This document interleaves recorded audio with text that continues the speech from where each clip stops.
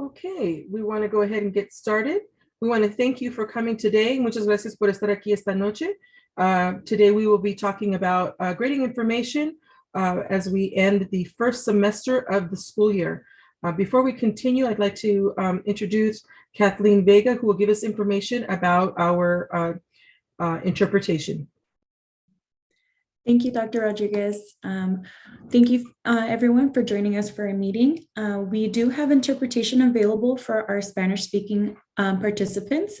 I'm just going to switch over now to speak Spanish so I can speak to those that need the interpretation and give them the instructions. Buenas tardes, gracias por estar con nosotros en nuestra junta. Sí tenemos interpretación disponible para los que lo necesitan. Lo que va a hacer es va a ir a la pantalla de Zoom abajo y le va a hacer clic al icono del globo que dice Interpretation. De ahí le va a hacer clic en español para oír en español, va a hacer clic en Spanish y también va a seleccionar Mute Original Audio para que nos oigan los dos idiomas. Voy a poner las instrucciones en el chat y si necesitan ayuda, por favor, mándame un chat. Gracias. Thank you, Kat. So we want to welcome you here today for our brief town hall meeting around grading practices. My name is Sandra Rodriguez. I'm the Assistant Superintendent of Student Services, and I would like to thank and acknowledge our DLAC parents who have recommended that we host a town hall around the topic of grading. We ask that as we're going over this information with you, that if you have questions specific to your own child or specific to a school, to please let us know in the chat. And one of our team members will open a breakout room to get your information so that we can follow up with you. We want to make sure that we are protecting student information. And so we do not want to put students' information, grades, if they're failing classes. We don't want to announce that in this public forum. I want to remind everyone that this meeting is being broadcast on YouTube for all to see. So we want to make sure that we are protecting our students' privacy. So again, if you have a question related to something specific on your child or a specific school, please put in the chat and one of our team members, Esmeralda McWilliams, will open a breakout room in order to get your information. So as we get started, I would like to introduce the members of our team today.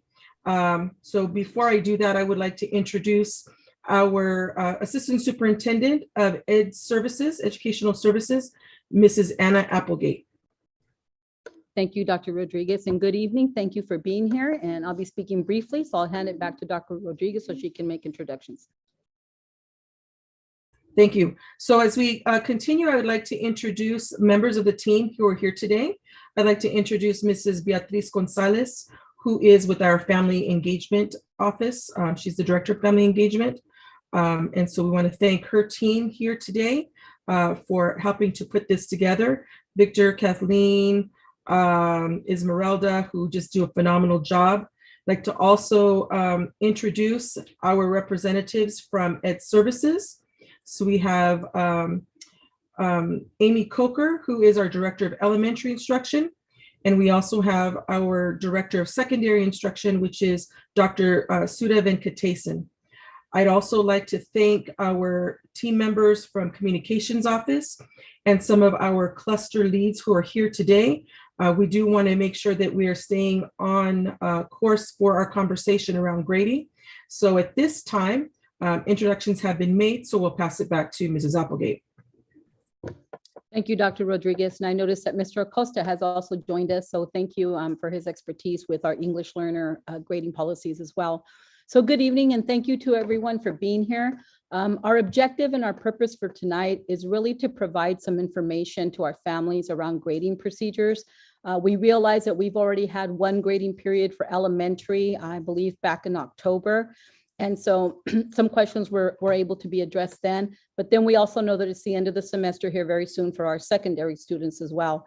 So our objective is to provide general grading information. We realize that with COVID And some of the policies may have to be a little bit more flexible now due to that. We want to give our kids a chance to really be able to do their best. So our directors are here to let you know how we are doing that. So you will be getting some general overall grading information, but then also maybe some of the adjustments that we've made due to the pandemic to give our kids the best chance. And then you'll have a chance to ask some questions as well. So thank you very much. And with that, I'm going to go ahead and turn it over to our first presenter, who is Miss Amy Coker, our Director of Elementary Instruction. Thank you. Before we go there, just real quick, I want to remind the parents to provide a live question or comment during our English presentation to please text this number with any comment, with any questions. Sometimes the chat gets a little overwhelming, so we want to give the parents just the opportunity to text us. And that way we have the question available and we can refer it to the principals if it's a school specific question. We just have found that it's better to serve our parents this way. So if there's any questions, any comments, just please text that number and we're going to continue to put it in the chat for you in order for you to have it to be able to make those comments throughout the presentation or to ask those questions throughout the presentation. So thank you and enjoy the presentation. Ms. Coker? Sure. Thank you, everybody, and good evening, everyone. My name is Amy Coker. I'm the Director of Elementary Instruction, and it really is an honor to be here with everyone tonight. And I truly appreciate the partnership that we have with parents. So thank you for spending your time with us. I'm going to share some information with you about grading procedures, practices in elementary for elementary grades. As Mrs. Applegate mentioned, we've had one reporting period. We have 3 total per year. Currently, we are in trimester 2, and so we've completed grades. Report cards have gone home for trimester 1. Okay. So what we do in elementary is we grade them on the standards taught to date. So we want to be able to understand students' attainment and their understanding of the standards that have been taught to date. Once report cards are issued, that grade reflects the current understanding at that point of time. So what the teacher does is they collect a variety of work samples over the course of the trimester to be able to monitor, to be able to support, to be able to reteach students as they work through the standards for that particular trimester. And then at the end of that trimester, however they land right there on the standards, that is the grade they receive. So one thing I share when I do report card presentations, it's not really how they began, it's really where they landed at the time that reporting pupil progress is shared. So what we should see over the course of the trimester is marked improvement for that student. Okay, go ahead, next slide. So what we do is if a student is not meeting grade level standards, we do have this system of support that's available for the students. So if by chance, if they aren't meeting the standards, or if they do receive a 1 or 2 on that report card, we ensure that the students have the supports necessary. And so every single site has an SST coordinator at the site or an MTSS coordinator, and that person works in collaboration with the site principal and a team to ensure that appropriate interventions, accommodations are put into place, and that includes academic or social emotional supports. And so those interventions, they're designed to intervene early so that the student is successful, and then we meet with a group of experts. We increase stakeholders around that students in order to be able to make recommendations as to what interventions may be necessary so that student is successful, and it becomes a team approach. Next slide. So in the first trimester, if a student received a 1, then the SST team would meet to be able to work on interventions that are necessary. When we take a look at the second trimester, we're also taking a look at 1s and 2s just to make sure, again, we want to make sure that the students are progressing the way that they need to.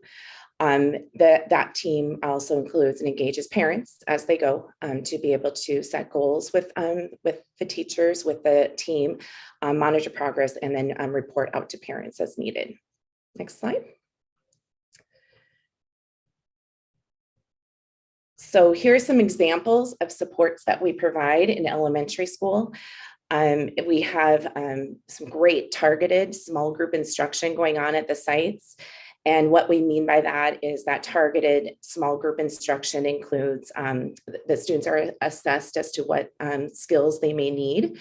The teachers intervene with specific strategies, and we provide appropriate materials for the students so that they begin to progress towards meeting the standards. We also have done extensive work in our district to really provide supplemental resources. So the sites have received some guided reading books. We have some computer-based programs that will enter students at their instructional level in order to accelerate learning for kids. In addition to that, we have some great online platforms that many of you may be familiar with. We have Steps to Brilliance, that's for our really pre-K through third grade. But we also recently purchased an outstanding program called Imagine Learning that also meets the students at their current levels and will accelerate them through the learning pathway that is designed specifically for them. So they are able to access both of these programs at home as well. In addition to that, we have some online tutoring programs, BrainFuse, that many of you may be familiar with, that students can access through SB Link, which is our site, our student portal. And we also have parent-teacher conferences. We hold those formally right after each reporting period, the first reporting period, the second reporting period. But certainly, I know that many of you conference with your child's teacher many more times, throughout the year as needed.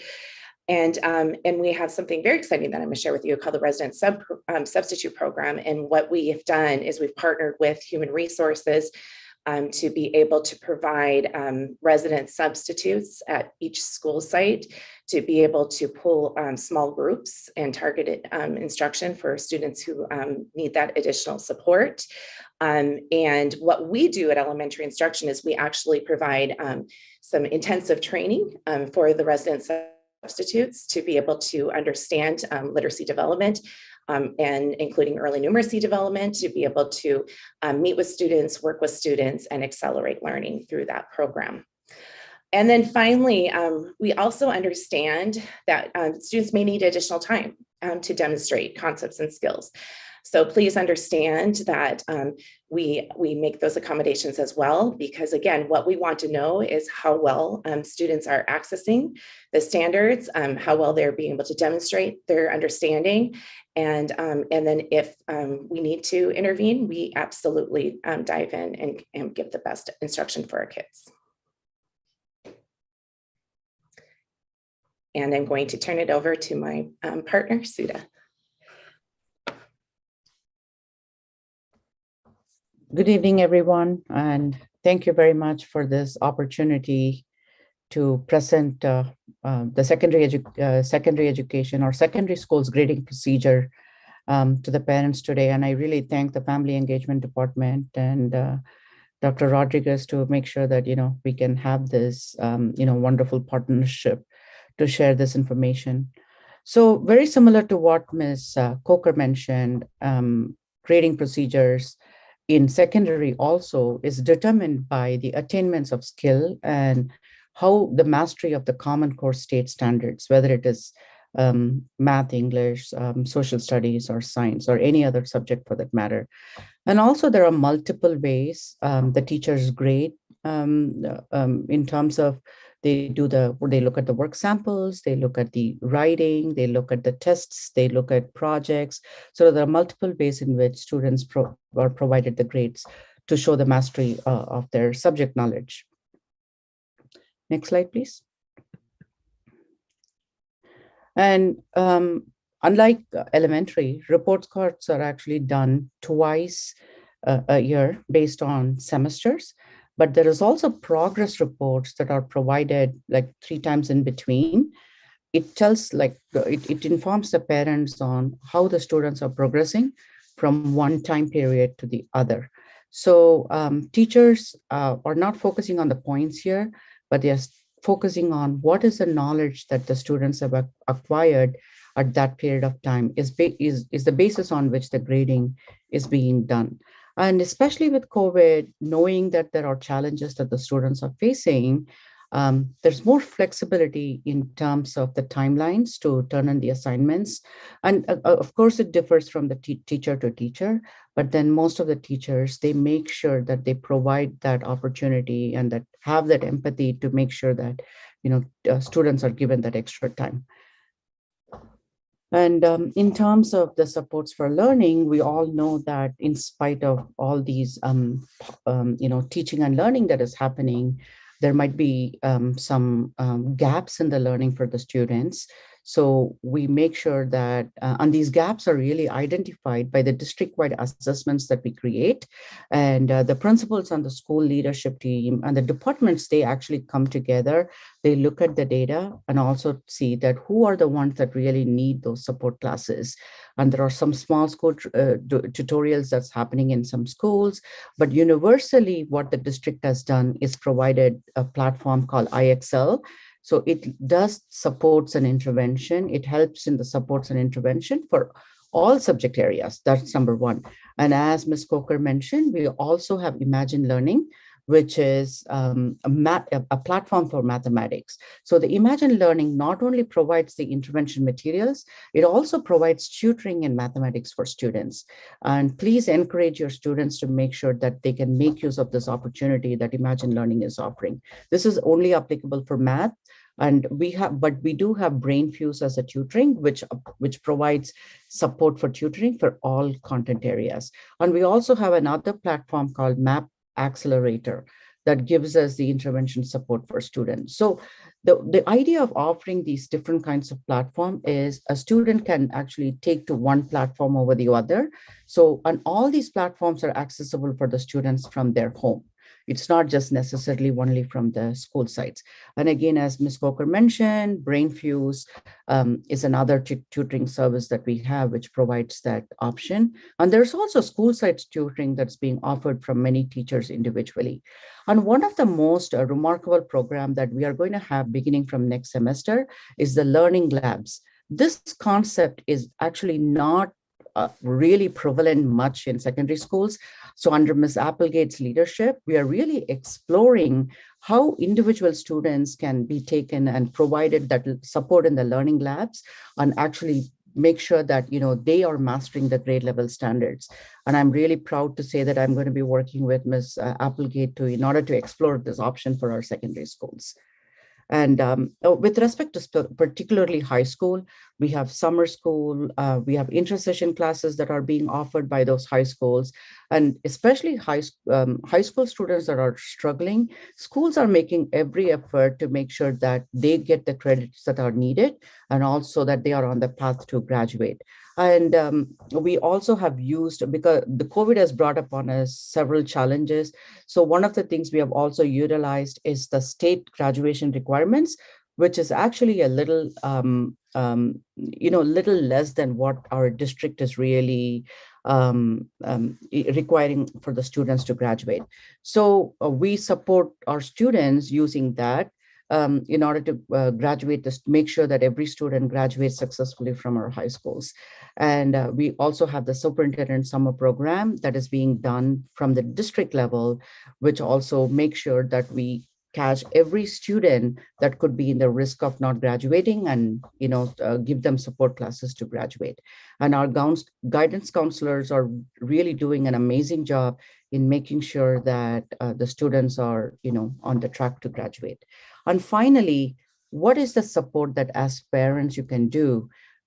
Because your voice is actually very important and your support for your students is actually going to make a huge difference.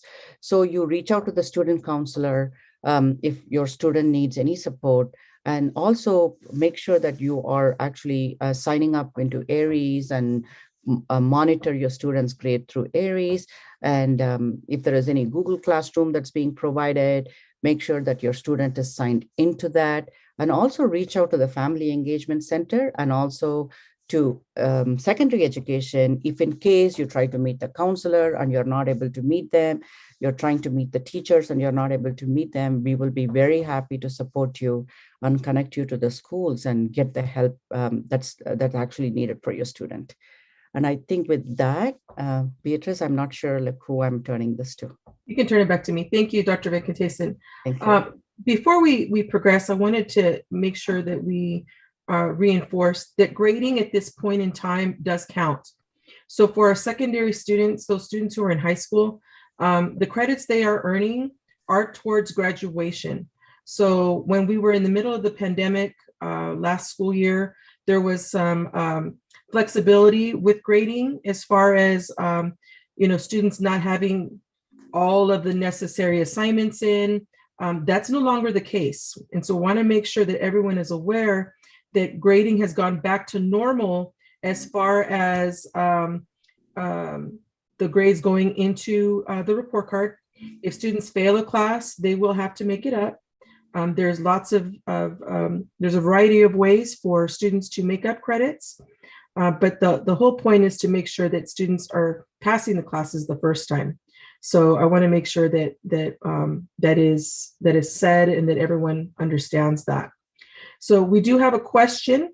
If we can go ahead and get that read, that would be great. Thank you. I'll go ahead and read it. We received a text message and the parents asking, I have 2 children who attend Pacuma grades 6 and 3, who are currently scheduled to return back to school on Monday post-COVID infection. What is the catch-up process going to be for classwork that was incomplete due to them being out for 2 weeks? Will the students receive help or be required to complete classwork if grades were affected? It's a great question. And so there is a variety of ways that we can address it. Specifically, if we could get the information from the parent so that we can set up a meeting with the principal. Again, because of the grading period coming to an end, there is some flexibility where we could freeze a grade. We could extend the time for students to turn in the assignments for grading. And so we need to get some more information about that, but it does, we do have some options. So we can follow up with that family and coordinate an appointment with the principal to talk through those options. Dr. Rodriguez, I put in the chat, she can text me the information, the students' information, and then I will forward it to the principal. Excellent, thank you. And Dr. Rodriguez, if I can just add that we definitely want the school, we will contact the school because the teacher of record is really the one that provides assignments for students that are attending our schools and have had COVID leave. So they will provide the assignments. And so we just need to get with the school to see what flexibility they will give the students while they've been out. But we definitely, the teacher of record is the one that's assigning the work. So the teacher knows the student and will be assigning appropriate work for them. So thank you for your question. And we do have a hand up, Alejandra Morga. Ms. Morga, do you want to go ahead and unmute and ask your question? Yes, I have a question about my son attending middle school. He was sick for 2 weeks. And then after that, his grades completely went down. And I did ask if there was anything he could do to catch up. And I never heard nothing back from the teachers. So I don't know how to bring his grade up because he was being a straight A student. He was sick for 2 weeks. And then after that, it's just like D's and C's. And it's been like literally over 2 months and a half. So what could be done in that type of scenario, in that type of case? Ms. Morga, we can definitely take your information. Please make sure that you can provide it to Ms. Gonzalez. We will be in touch and I will directly contact the principal and have a conversation. And as Dr. Rodriguez mentioned, we can support you in that process. These are compassionate grounds and we will make sure that your student is provided the necessary time that is needed for him or her to get the grades up. We will. And also, I need to add something real quick because they also they sent a paper home about, it's called Bringing Hope to Saturday.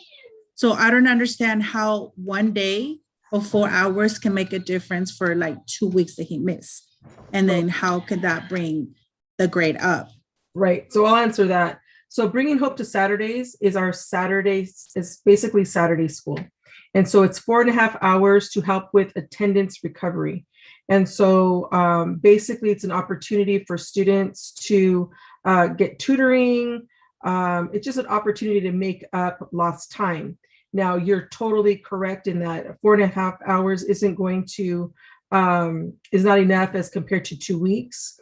But we do have the opportunity for students to come to the school, get extra help. If they need some additional support or materials, that's an opportunity for them to do that. Specifically for your student, because it's going, you said it's been about 2 months. That's something that's going to require for us to intervene immediately. So as soon as we get the information, we'll reach out to the principal, set up something within the next, probably, if we can't do it Friday, then Monday, Tuesday, so that we can get this taken care of quickly. And depending on, the type of class it is, I don't know if it's multiple classes or just a couple, we can come up with a plan to give the student additional time for them to make up the work. But the Saturday school is for attendance recovery. It's not for grade recovery. So that doesn't make sense then. So why would they send the paper if it's just for attendance and not to make up for the work? Because so every student, so there's compensatory education. So students are supposed to come to school every day by law. If they miss days, then there's an opportunity for them to recover the day of attendance. Students can come to school every single day and still not turn in any assignments and get an F in the class. So they're two distinct situations. One is attendance, where it's like, were you here or not here? And the other one is grades. Are you making progress towards mastery of school standards? Now, the overlap is that on Saturdays, if they go, and remember, we only do them, I think it's like 2 Saturdays a month. So it's not something that, you can definitely recover 2 weeks of time in 4.5 hours twice a month. But it is an opportunity for a student, if let's say they've missed, to recover their time. It's more around like the perfect attendance, good attendance. That's what that's about. It's not necessarily for remediation of grades. I hope that makes sense. Yeah, it does now. Thank you. You're welcome.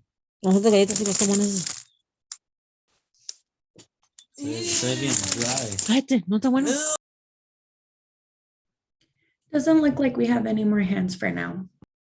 Okay. All right. So we'll continue to wait if there's any other questions for our parents, but we do want to give you an opportunity. Again, if you have questions, you have concerns, please let us know. We are here. We want our students to pass the first time. We know that this is a difficult time because of COVID. We know that some of our quarantines are taking 2 weeks, 10 days. And so students are out, and we want to make sure that no one slips through the cracks. So only through that, through you telling us your concerns and situations, can we work to fix them. And so we want it to be as proactive as possible for you to let us know so that we can reach out to the principal, reach out to the teacher, whatever we can do. We want to make sure that we're doing so that your students are successful. Dr. Rodriguez, there's one more question. The parent is asking if the flexibility that we mentioned applies to virtual learning. And I'm assuming virtual academy? Correct. So in that situation, so we know that in virtual academy, when we're looking at the big picture, we're also looking at independent study. And so we have short-term independent study and we have long-term independent study. And the difference is that if you have a student who's still enrolled at their school and they're out for 10 days or 14 days, they get homework packets from their teachers. That extended time is granted by that particular school.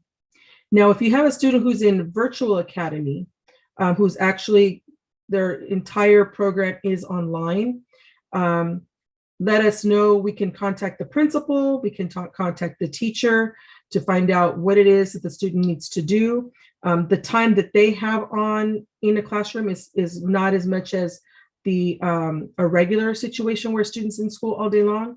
They have different hours. And so, yes, the flexibility of time to make up work is also available for Virtual Academy. We just need to know who it is. If you let Mrs. Gonzalez know, we will reach out and take care of it.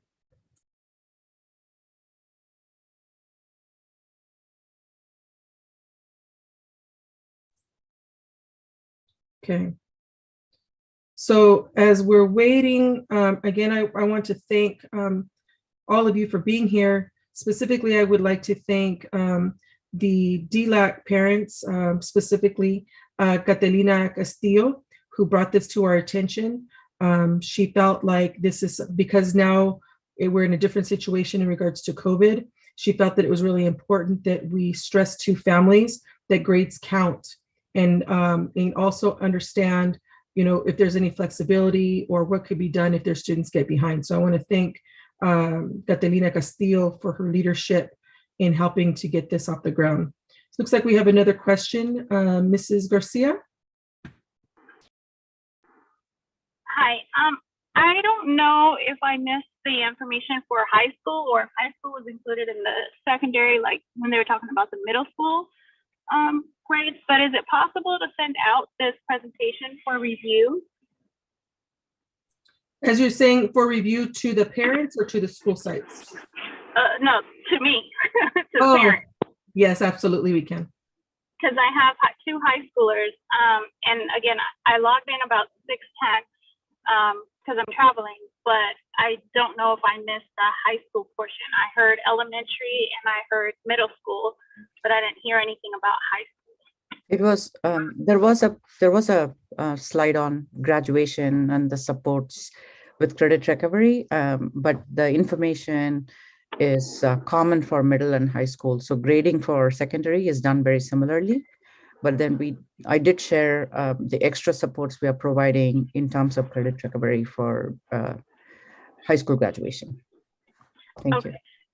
Thank you. So is it possible to have that emailed so that I can review it and make sure that I heard the information correctly? Absolutely. What we will do is, and I don't know if this is possible, I think it is, if we can email the presentation to everyone that participated, so we have their email addresses, so we can send that out. That would be wonderful. Okay, thank you so much. I appreciate it. Thank you for being here. Dr. Rodriguez, we will do that. And then the parents can also rewatch the presentation on YouTube. We do have our district YouTube channel, so I'll put the link on here as well. And then if we can ask communications to post the presentation on our website as well. There's plenty of ways to get the message out to our families. And so we will be emailing them the information as well. Great, thank you. All right. So Beatriz, if we can, since we have still waiting for some questions, and hopefully we did an adequate job presenting you the information. But Beatriz, can you give some information about some of the upcoming events for parents, specifically as we're reaching out for the superintendent's parent advisory?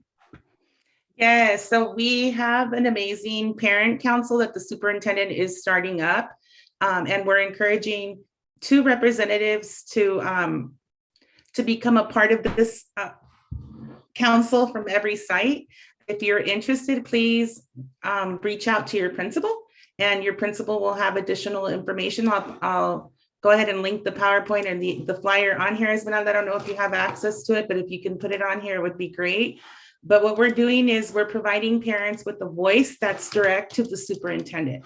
So these 2 parents, again, will have the privilege of meeting with the superintendent once a month, starting in January from 4:30 to 6. And all they will be doing is, again, providing the superintendent with information, with, just comments, concerns. He's just providing this platform for all the parents, all the parents that are a part of this council to be able to have a voice. So we encourage you to be a part of it. It's a huge privilege. And I know some of the principals are trying to reach out to anyone that is interested. Again, there's 2 representatives that will officially be selected from each site. So if you're interested, reach out to your principal. And like I said, the information is on here. We just put it in the chat, and this information is, again, being made available to all the parents. But again, we will be selecting 2 from each site, and it's a privilege. It's a privilege to be able to meet and to meet once a month with you, and also with the superintendent. He wants to hear from you continuously.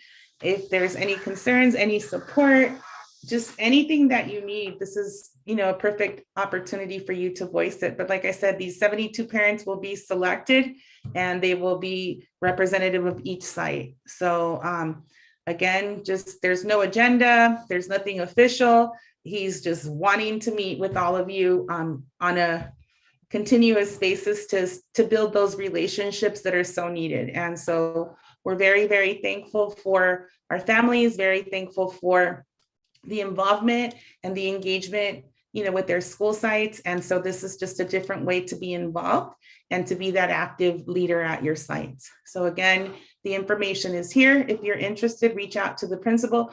I can also put our phone number on there, and you can definitely reach out to us as well. But again, 72 will be selected, and there will also be an alternate. And like I said, it's simply to provide a voice to the parents, and just to build relationships with the superintendent. So again, if you're interested, reach out to me, reach out to your principal, and we'll make sure that this happens for you. Thank you, Ms. Gonzalez. And so before we conclude, I'd also like to thank one of our parent leaders who's here today, Mrs. Mia Cooper. She's involved in many of our parent advisories. In fact, she's even on a state committee because of her work. So I want to thank her for being here today, as she represents the district's advisory council, as well as the district's African American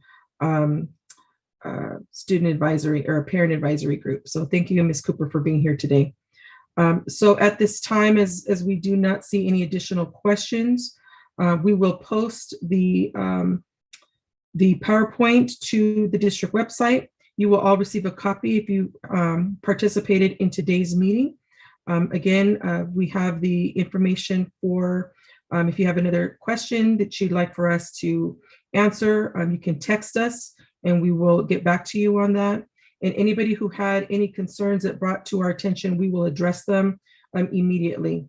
So with that, I want to thank you for being here tonight. Again, my name is Sandra Rodriguez. I'm the Assistant Superintendent of Student Services. And on behalf of our superintendent and team, we want to thank you for being here. We wish you happy holidays and be safe. And thank you for choosing San Bernardino City Unified School District as your educational provider. So have a great evening. Thank you.